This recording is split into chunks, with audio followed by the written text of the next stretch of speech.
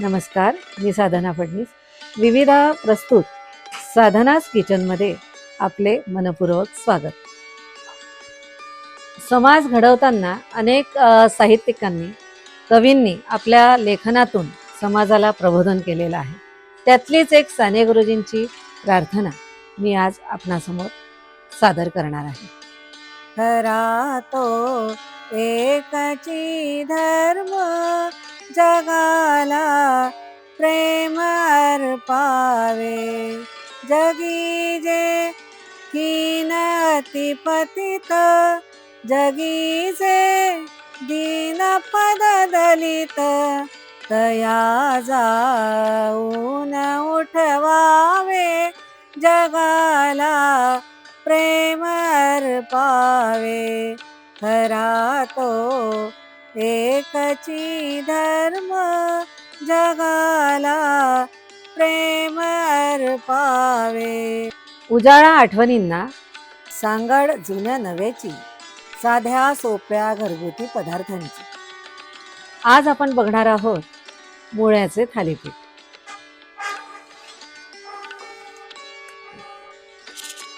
आज आपण मुळ्याचे थालीपीठ ही रेसिपी करणार आहोत. त्यासाठी लागणारं साहित्य आपण बघणार आहोत. मुळा आपण घेतलेलाच आहे, कोथिंबीर, मिरची, टोमॅटो. टोमॅटो यासाठी घेतो आपण एखादा की त्या मुळ्याची उग्रता जी आहे ती कमी करण्यासाठी. त्यानंतर आलं लसूण पेस्ट करून घेतलेली आहे आधीच पाट्यावर. मी पाट्यावर करते कारण माझ्याकडे पाटा आहे आणि मला पाट्यावर करायला ते आवडतं. त्यानंतर मीठ, ओवा नेहमीच मी वापरते कारण हा पचनासाठी चांगला आहे. त्यानंतर जिरे, तीळ, हळद. आज मुळ्याच्या थालीपीठासाठी आपण तांदळाचं पीठ वापरणार आहोत, डाळीचं पीठ थोडंसं आणि गव्हाचं पीठ, त्याशिवाय तेल. तर आपली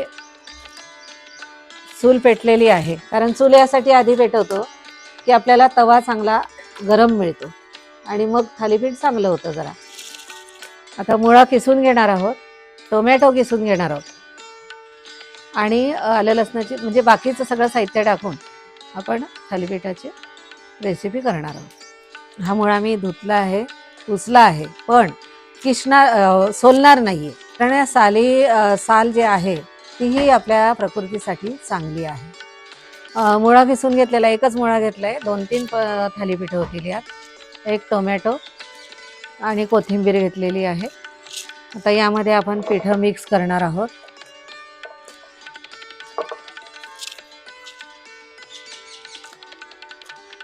गव्हाचं पीठ आहे, आपल्याला पाहिजे तसं करू शकतो, आपला अंदाज फार महत्त्वाचा आहे याच्यामध्ये. डाळीचं पीठ आणि यामध्ये आम्ही यावेळेस तांदळाचं पीठ घेणार आहे, ते जास्त प्रमाणात घेणार आहे. आलं लसणाची पेस्ट, 2 चमचे ओवा, 1 चमचा हळद. तीळ तुम्ही पाहिजे तसे वापरू शकता, मी 4-3 काही म्हणजे त्याचं काही वेगळं नाही. उलट त्यामुळे तिळामुळे जास्त त्या ह्याला थालीपीठाला टेस्ट येते.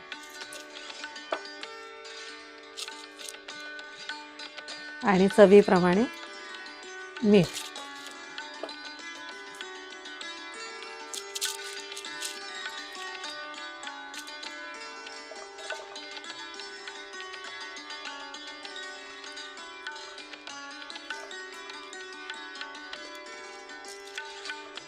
जास्त पातळ करण्याचं कारण हे की ह्याच्यामध्ये जास्त भाजी जाते. म्हणजे मुळा पण बघा जास्त प्रमाणात आहे, कोथिंबीर आहे, आलं लसणाची पेस्ट आहे आणि असं आपण मुळा जर खायचा म्हटलं तर खाऊ शकत नाही.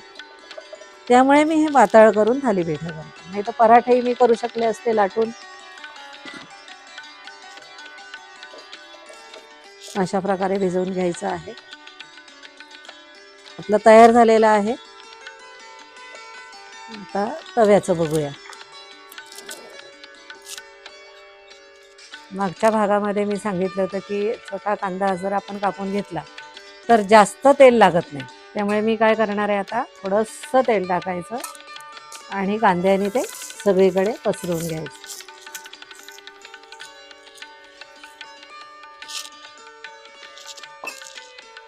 यामध्ये तुम्ही मुळ्याची पानं पण मिक्सरमध्ये काढून टाकू शकता किंवा वाटून टाकू शकता. अधिक त्याची चव येते, पण मी मुळ्याच्या पाण्याची रेसिपी मी नंतर करणार आहे.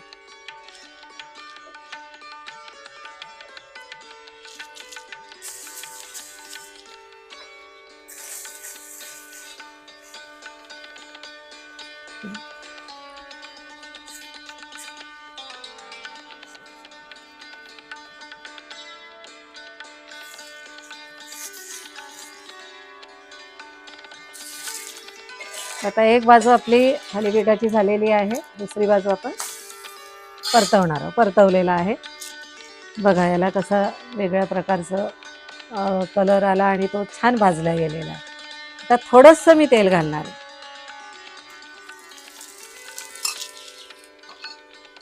अगदी अर्धा चमचा, कारण तेल हे आपल्याला जास्त नकोच आहे शरीराला.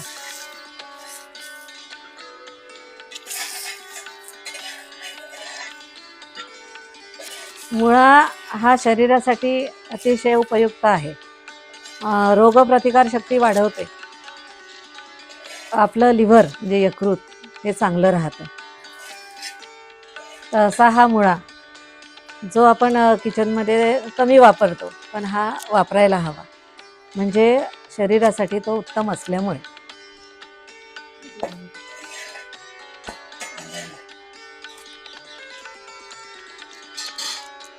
मुळ्याचे थालीपीठ म्हणजे याचा अजून एक फायदा आहे की वजन कमी करण्यासाठी हा उपयुक्त आहे. याबरोबर तुम्ही परत लोणी, चटण्या तिळाची वगैरे किंवा दही, कांदा, मिरची हे सगळं ठेवू शकता.